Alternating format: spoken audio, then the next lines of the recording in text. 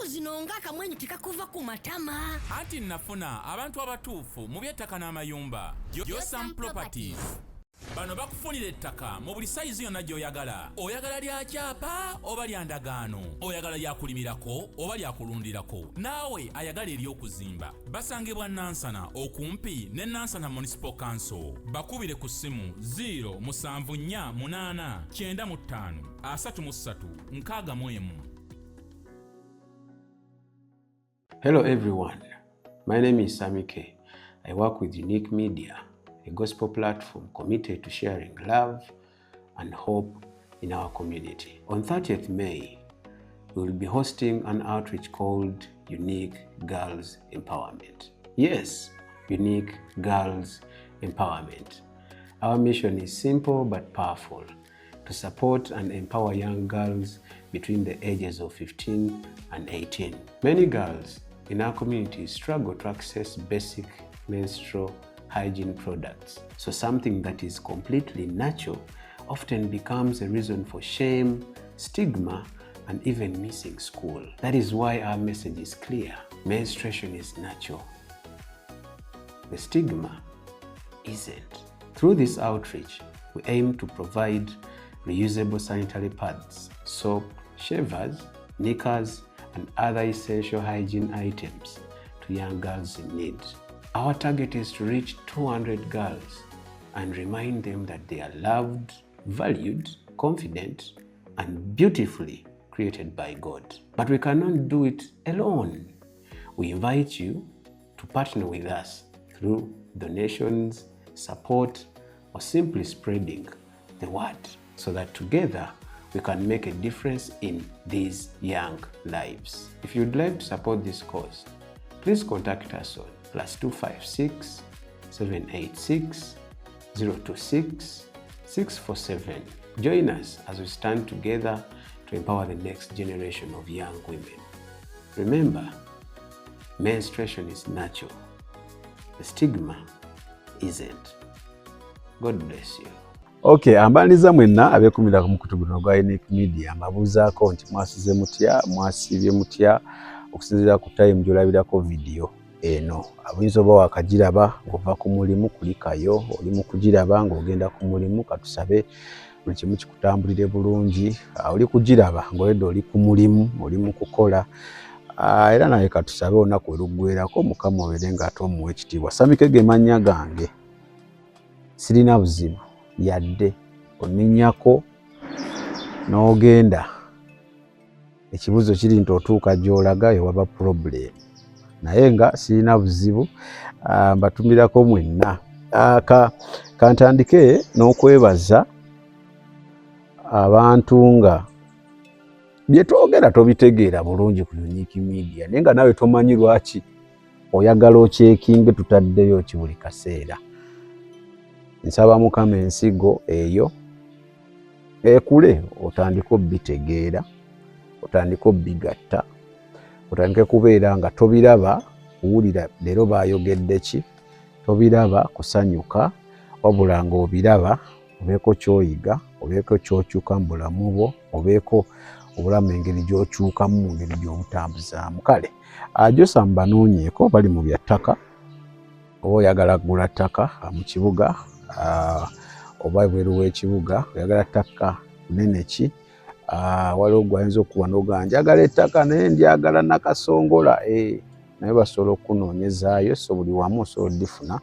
Oyagala lya kyapa oba lya ndagaano, oyagala lya kuzimbako, kulimirako, kulundirako, byonna ojja kubeera ng'ate Yosam omutuukako, buli kimu kijja kubeera masavu, ojja kubeera nga kimu kitambula bulungi. Maridadi sana. Kale olunaku olwaleero nina omwami mupya ku channel, naye kyemmanyi ye nga ye abaddeyo ng'agoberera ebadde bigenda mu maaso. Agenda kuba ababuuzaako, then tube nga ate tweyongerayo okulaba program gyetugenda oba ntwogerako olunaku lwaleero. So kamuwe omukisa yeeyanjule ayogere ebitiibwa bye byonna.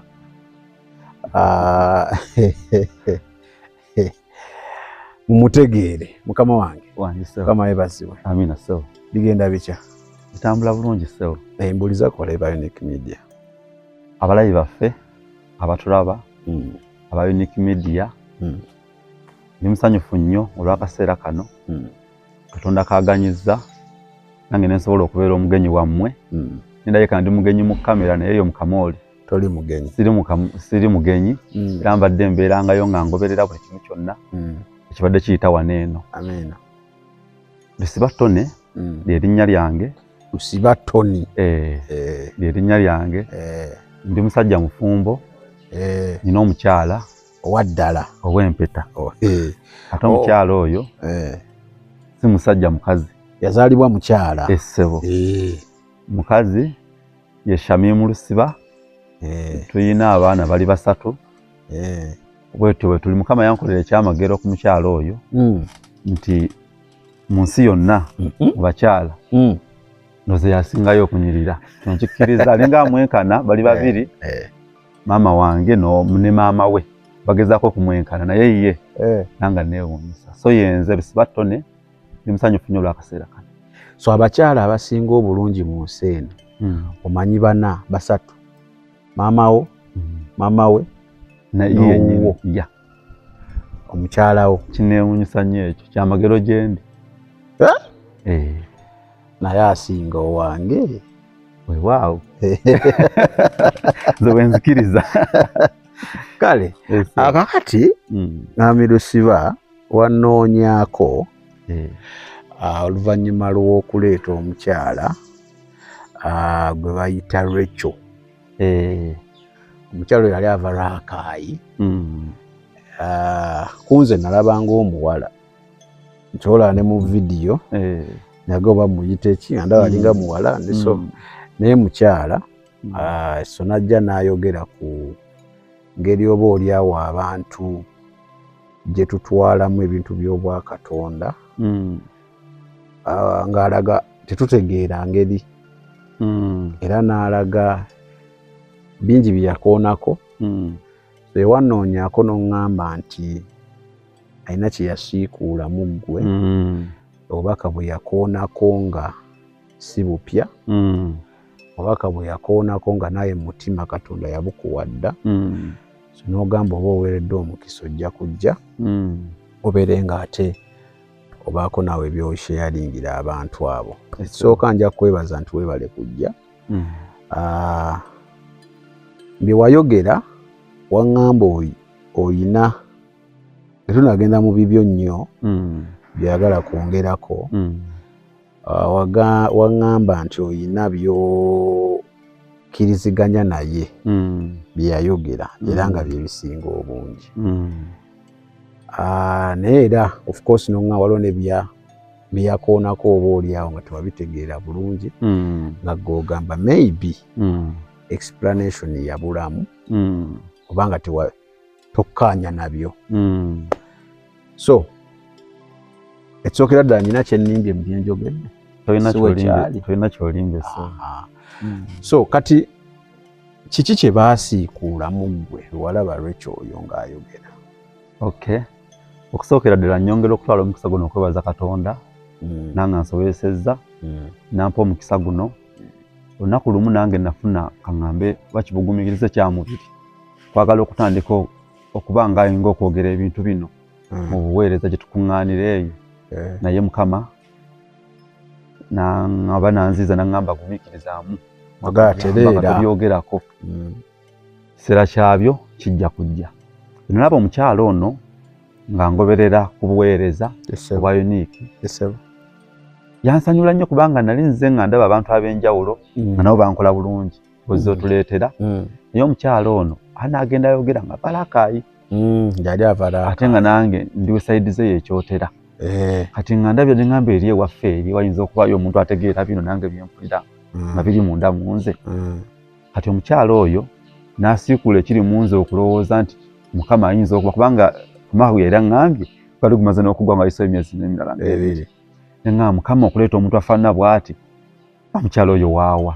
Kati omukyala n'ajja ayogera ekigambo oyalinga nga akomekkerereza ate ekyayongerera okunsiikuula eŋŋamba naye nja kunoonya ku mukyalo oyo oba wanaaba mbuzi nja kunoonya ku Sami njogere naye mugambe naye omukyalo oyo wali weetaaga omutubuuliza nti kubanga bannaffe kyemmanyi baagoberera obubaka abamu kwe bali bwona ddayo n'obuwuliriza nti byonna byayogera mbikiirizaamu 100 kangabe 10 ku 10 naye twabulamuko okumubuuzamuko ku kibuuzo ekimu okwongera tutangazaamu n'okutunnyonnyola osinziira ku kyali kimuweereddwa kubanga ayinza okuba alina ebyalimuweereddwa nga tetumu olw'obudde bwaffe wano eno butamuganya okijja mu bujjuvu bwakyo nga era kyasobola otunnyonnyola tesobola kugamba nti wano yali mukyamu abula nja kugamba nti obudde buyinza okuba bwamuziiza ate n'ekirala siyinza kugamba nti yali mukyamu nga n'ono taliiwo yandibaddewo singa abaddewo nannyonnyola eyo kirungi obutayogera nnyo ku muntu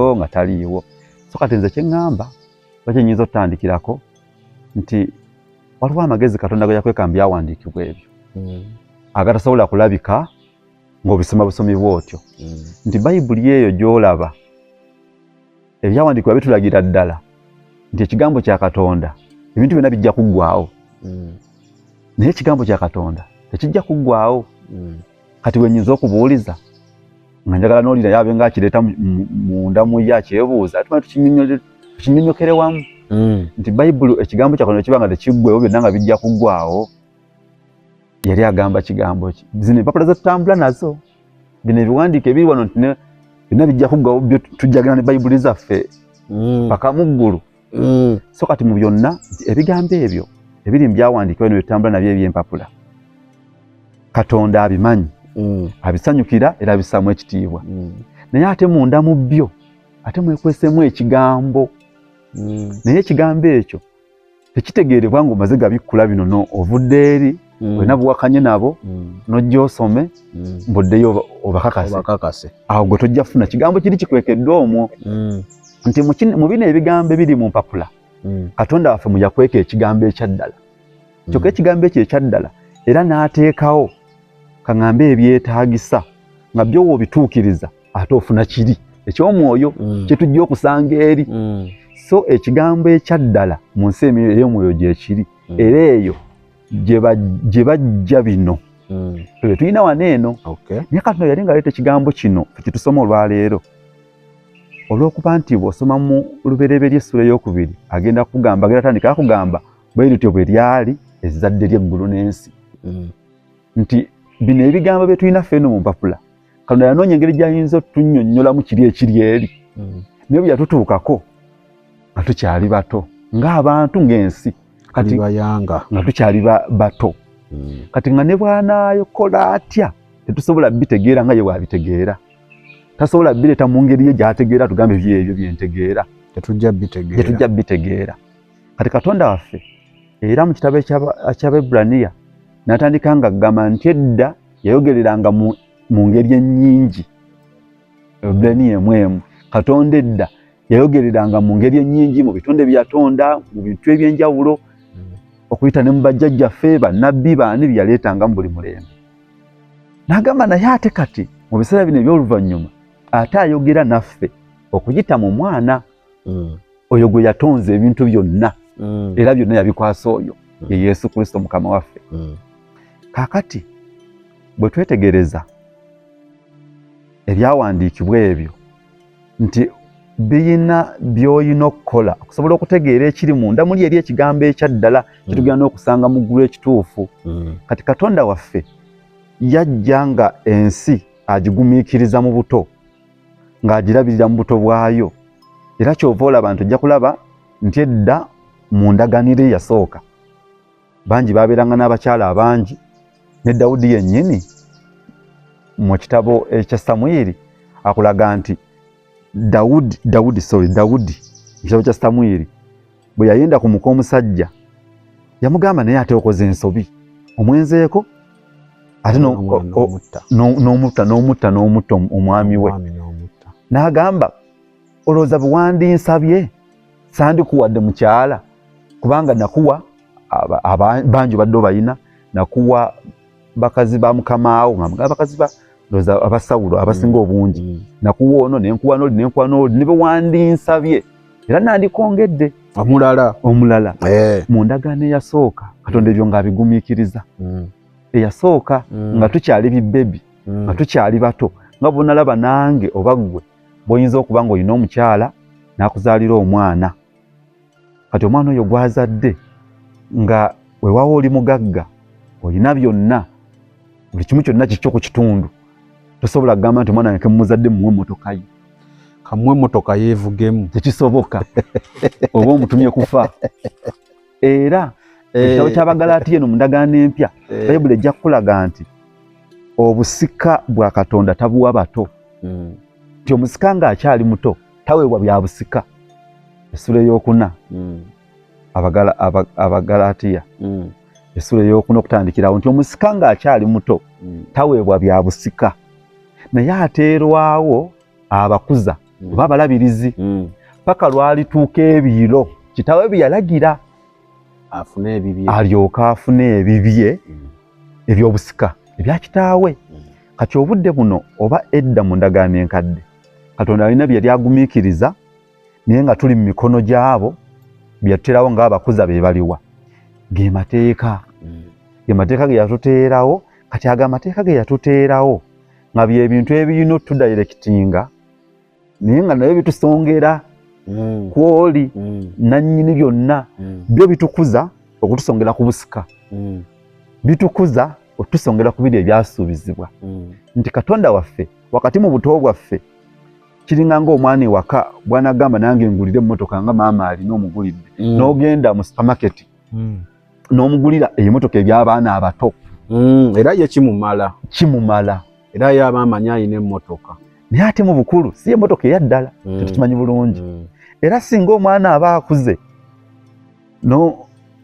n'atuuka n'okuba nga amaliriza emisomo mukulu n'omusanga ku kimotoka ekyo kyazannyisanga edda otegeerawo kino ekyana nazaala kifu aba tategeera bulungi kati so ne mu byonna ebyakolebwanga mu ndagaano ey'emabega tetubivumirira tubisomako ne bituyigiriza Katonda waffe engeri gye tulabiriramu okuva eri emabega kati ekisookera ddala mu byonyonyodde olaga nti bino bye tusoma biwandiiko ebituyambako tutegeera ekiri mu nsi ey'omwoyo era n'olaga nti omwana waakula engeri gy'obadde omulabamu gy'obadde omuyisaamu ne by'obadde omugulira bikyukamu era osanga omwana ng'akuze naye ng'ali myaka 2 akyakaabira guli gutooyika otegeerawo nti nazaala zolo era so kiri weewaawo kati obanga ŋŋamba era nga nkizzaayo ku Rachel kye yayogerako nga nkootinga ebigambo bye yaŋŋamba nti nkitwale nti endagaano enkadde kaliŋŋanga akacupa akalimu amazzi amazzi kasitooganywa akacupa kaba tekakyalina kitegeeza nsobola okukasuula so ekiri kibuzo kyange kiriwo ekiti kuba ndaba bikwataganamu nekyonnyonnyodde kuba olina woogambidde nti Katonda mu ndagaano enkadde yali atuyisanga bibbebi kati I'm just assuming nti mu mpya tukuze weewaawo si we kiri essebo endagaano enkadde tekyalina makulu Yesu yeebazibwe nnyo amiina amazima amatuufu endagaano enkadde n'endagaano empya ekyo kyokka kyandibadde kimala omuntu okwebuuza lwaki ziri bbiri n'atandikirawo okuddibwamu kuba mu nsi ey'omwoyo Katonda mwesigwa nnyo nti tosobola kgenda n'obuuza kintu n'atakuddamu nti Katonda yasetinga ekintu ekyo nti gwe buli kyoyagala okubuuza kyonna ng'oggyeko nga ye yagaanye kuba ne ku Danyeri alina ebintu byeyayagala okumanya n'abuuza namugamba nedda gw'ogenda kgenda weebake era ogenda kuweebwa omugabo gwo naye bino byabali abalijja mu mulembe guli ogw'ebiseera si bibyo kaakati endagaano enkadde ngisaamu ekitiibwa Old Testament ngisaamu ekitiibwa era nze ngisoma naye endagaano enkadde ennyambako okwongera okwetegereza Katonda ng'ono engeri gye yatukwatangamu mu buto bwaffe n'engeri gye yatuyisangamu ng'atutwala mu bukulu era nze nandibadde ngamba nti osobola okusuula eccupa bw'obanga onaasobola otambulira mu bino eby'endagaano empya byokka, naye eccupa eno esobola okuyambako ko singa ofunawo okiteeka ebbali, osobola okijjangayo okuyigiriza abaana nti onaagenda ku dduuka njagala mazzi bwe gati akacupa kaakano kaba kafaanana kano kati, esobola okuyambako mu kusomesa kubanga era wadde gwoba okuze abato abajja togenda batandikisa ku mmere otyo nkulu otegedde ojja mutandisa ku bitooyika. Okay, kati ekibuzo ne kijja kiti kubondaze nti yes endagaano enkadde etuyambako okusomesa abalala.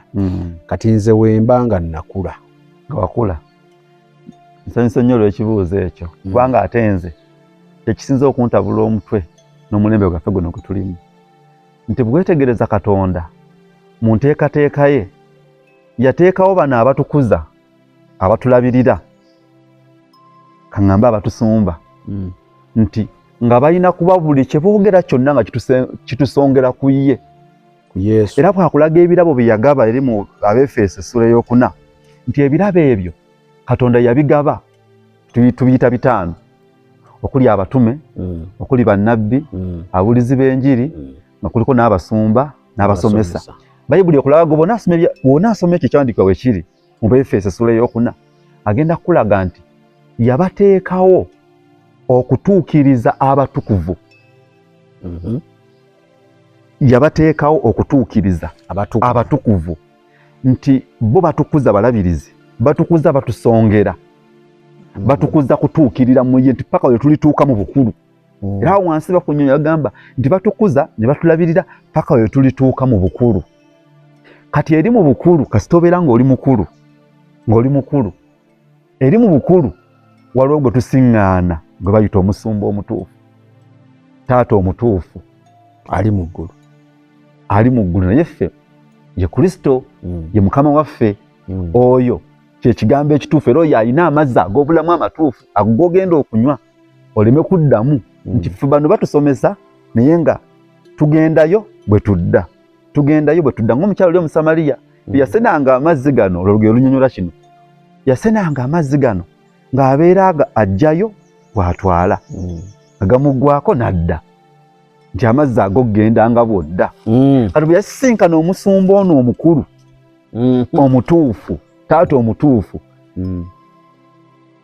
banyumya bingi. Nekinyagala okujja Yesu yamugamba nti singa obadde omanyi akusaba ate gwe wandimusabye, naye yandikuwadde ekyo ekyokunywa baga amazzi, togenda kuddamu kwetaaga malala, ate kanzireyo. Ono gaagaba nti bamala okutusongera eri bano abatukuza ne batusongera ku oli nti tutuuka ne tuba nga tukuze. Bwe tukula tutuuka akaseera nga Kristo tumutegedde, tutuuse mu kigera kye. Ekyo kigera kya Kristo omuntu yenna akituuseeko, oba oli mu kiyigo, oba oli luddawa, oba oli ku mulimu, nti ye alina engeri gy'akufuna n'abanga tewali na kimu kiyinza kukola ki? Kuyinza. Kati mu bukulu tusisinkana taata omutuufu ne Yesu. Tolina wojja musanga ng'ayita Yozefu taata, tolina wojja musanga ng'ayita Mariya maama. Ne Musa, Bayibuli etulaga nti Musa bwe yakula, eri mu Kuva neno mu Bebulaniya nti Musa bwe yakula n'agaana okuddamu okuyitibwa omwana wa muwala wa Falaawo. Ako kaba oketegereza kalina kye kakusongerako nga yagala okwegatta ne bano nga laabi baganda be ddala, era nga yewali taata omutuufu ddala, yadde nga yali akuze.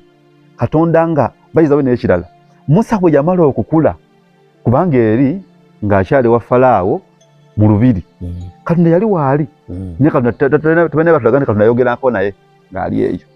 Naye bwe yamala okuvaayo ng'agaanye okuddamu okuyitibwa omwana wa mwana wa Falaawo, n'alyoka asinkana Mukama n'alyoka atandika okwogera naye nti waliwo bano baganda baffe, nze bayita baganda baffe, abatukuza, abatusumba, gwe balina otusongerako nga buli muntu yenna ayingira balina omulaga gy'alaga nti atuuka akaseera n'aba nga ate naye atuuse mu kigera. Kati ekyo ekigera ekya Kristo tusangayo Kristo yennyini. So mu byonnyonnyodde abasumba oba abaweereza bano ba Katonda abatutwala balina kubeera nga batusomesa kutufuula ba disciples nti naffe tutuuke eri gye batulengeza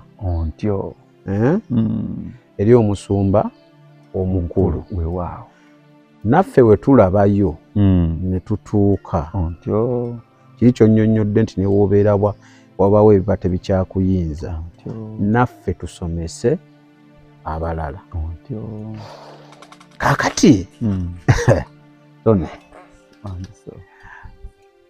nga bingi byenjagala obuuzaawo kubanga kasuke na kino tukakasa tutya nti ono byatusomesa bitusongerako oli.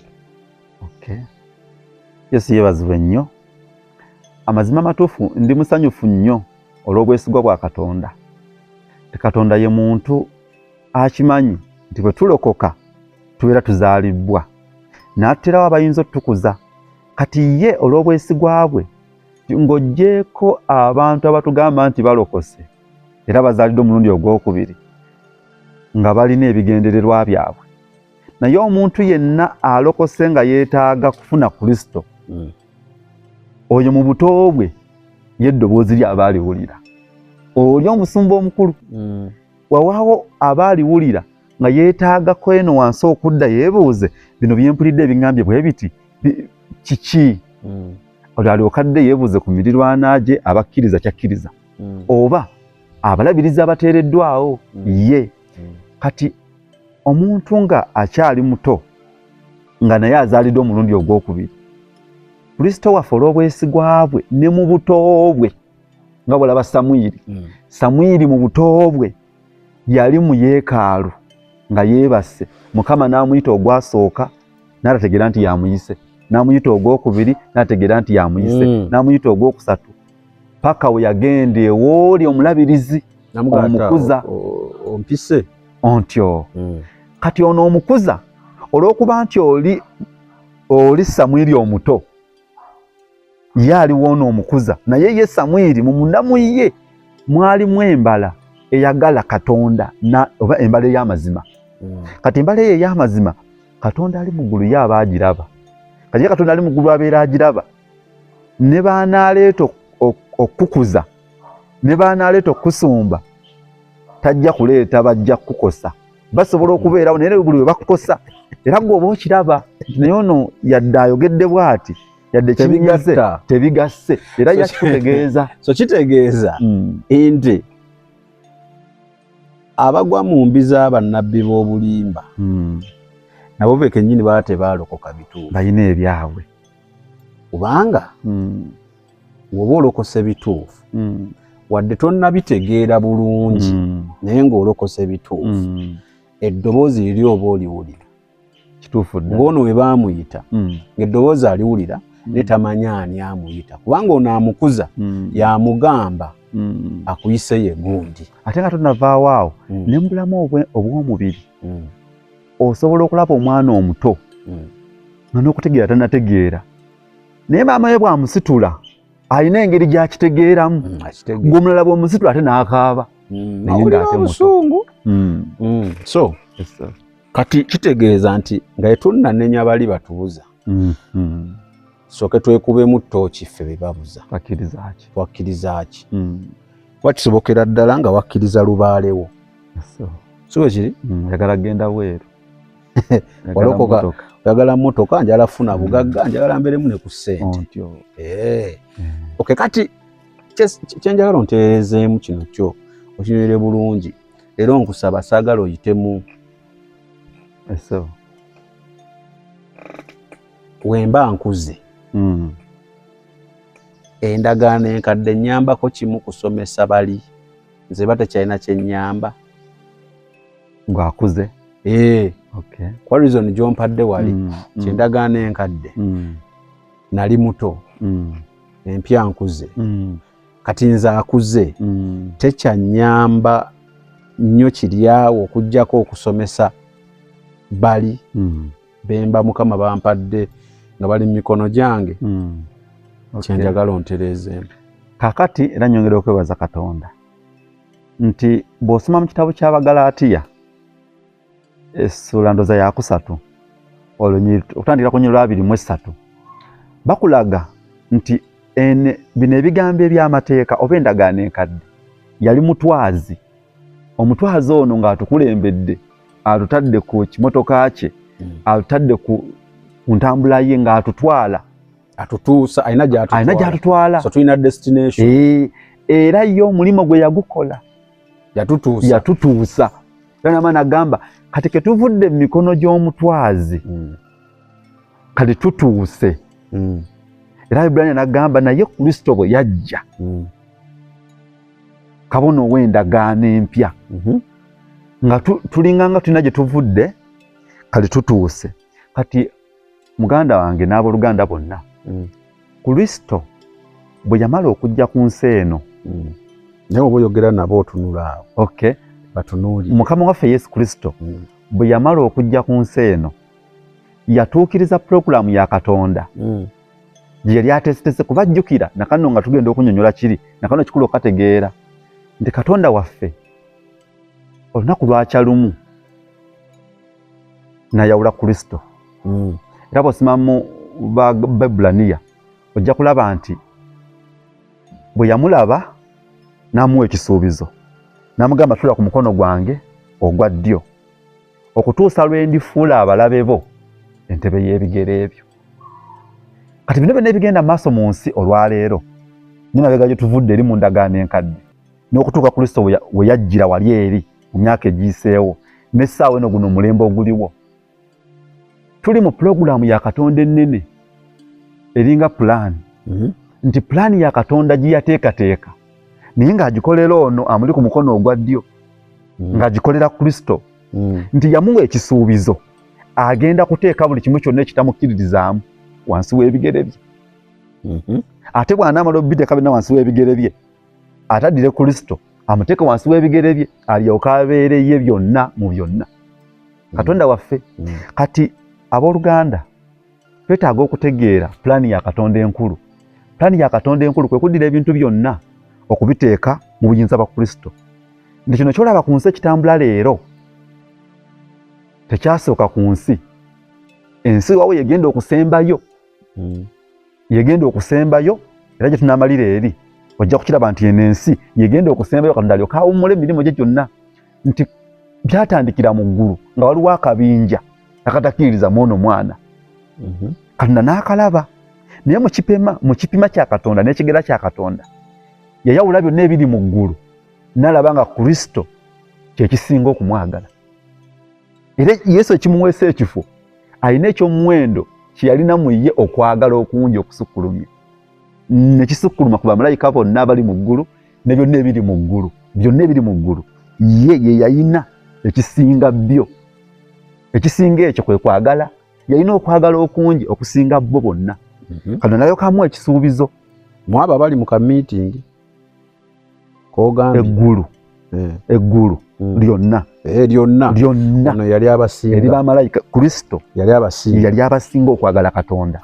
Naye mu kwagala okwo kungi kwe yalina ne wabayo ka guruupu akaafuna obujja olw'ekifo kino. Ka guruupu ako kakulembeddwa Lusifa mu ggulu. Kati kano n'amuteekawo n'amugamba tofaayo bonna abatakukkiririzaamu ate ngenda bateeka wansi w'ebigere ebyo.